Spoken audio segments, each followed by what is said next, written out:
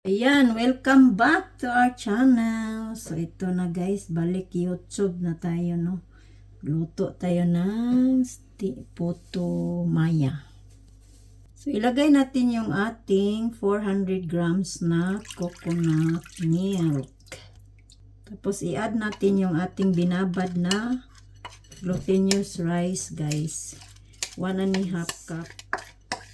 Ayan. Binabad natin yan siya ng whole night. Tapos lagyan natin ng luya. So ayan. Luya natin. 1/2 cup of sugar. White sugar guys para hindi siya maging biko. Sa salt. 1 teaspoon. Ayan na. Tapos lutuin mo siya guys. Hanggang sticky.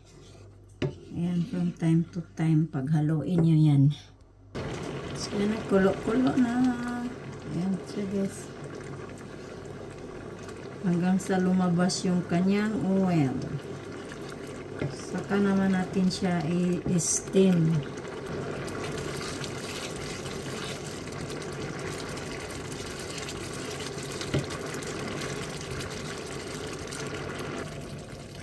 So, ayan siya guys. Kunting halo na lang. Oh. At ma-ready na yung ating puto maya para i-steam. So, lumabas ang kanyang mantika. Ganyan lang kadali. Ayan siya guys.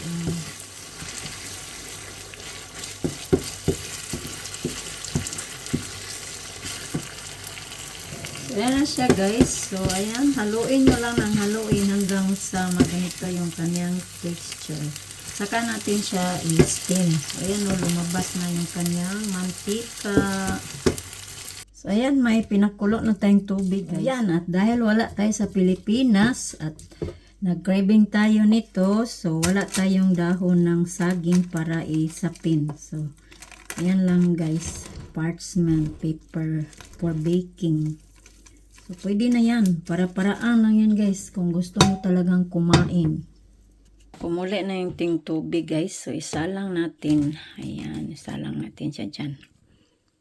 Tapan. O, diba? Ang cute. O, kakain tayo mamaya.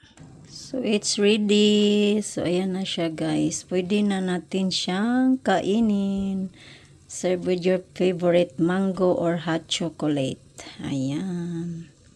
So, dahil wala tayong dahon, so, ayan lang siya, guys. Serve with mango. So, let's eat. Ayan, oh, sarap. Yummy. Thank you for watching. Hope you enjoy. Maka-learn kayo ng something. Pwede nyo to pang business.